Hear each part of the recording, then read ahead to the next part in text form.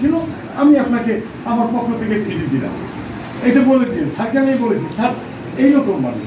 আর একটা জিনিস বলি, আমার একটা ভিজিটিং কার্ড, আমার পার্সোনাল আমার অর্গানাইজেশন একটা কার্ড আছে, সেখানে আমি নাম্বার ইউজ করার জন্য এই মোবাইল নাম্বারটা ডিস্টার্ব হবে বিদায় আমি কিন্তু একটা টিএনটি লাইন নিয়েছি, টিএনটি নাম্বারটা দিয়েছি। অর্থাৎ আমার ডিস্টারবেন্স থেকে আমি আমাকে সেভ করার জন্য, আমার অনেক বেশি ডিস্টার্ব না। তারপরে আবার দৌলতপুরের এক সময় ছিলেন, এত বড় মানুষ, কত খামারি, কত ধরনের মানুষ আসে, এরা 2টোর সময় 3টের সময় ফোন করতেই পারে, স্যার আমার গরুর এই সমস্যা, স্যার আমার খামারে হঠাৎ করে মুরগি মরে যাচ্ছে।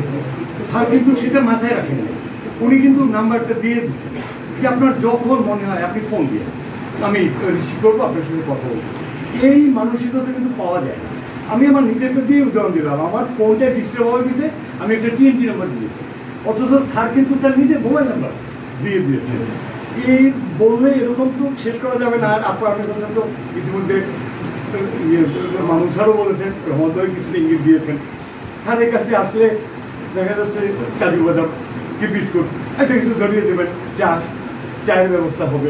দৌলতপুরে কিন্তু চায়ের ব্যবস্থা আছে, এখানে চায়ের ব্যবস্থা আছে, আসলে জোর করে চা খাওয়াই দেবেন।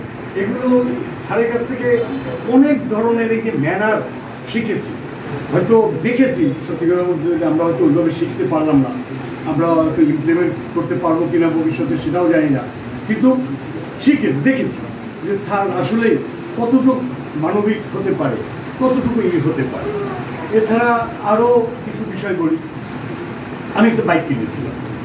আমি স্যারের কাছে আসলেই প্রথমে জিজ্ঞেস করতো আপনার বাইকটা ঠিক আছে। তো একটা মানুষের থিঙ্কিংটা কোথায় গেলে সে এটুকু গুরুত্ব দিয়ে ওই বাইকটার কথা জিজ্ঞেস করে, কারণ জানি বা সবাই নতুন অবস্থায় বাইকটা ঠিক আছে কিনা। এরকম অসংখ্য স্মৃতি, এই স্মৃতিগুলো এখন বলতে গেলে অনেক হয়তো বিরক্ত হবেন, আসলে দুপুর গড়িয়ে যাচ্ছে, সবার ভালো লাগবে না, কিন্তু স্যারের আন্তরিকতার তুলনা হয় না। স্যার যে লেভেলের কর্মকর্তা, এ তো আমরা লেভেলের।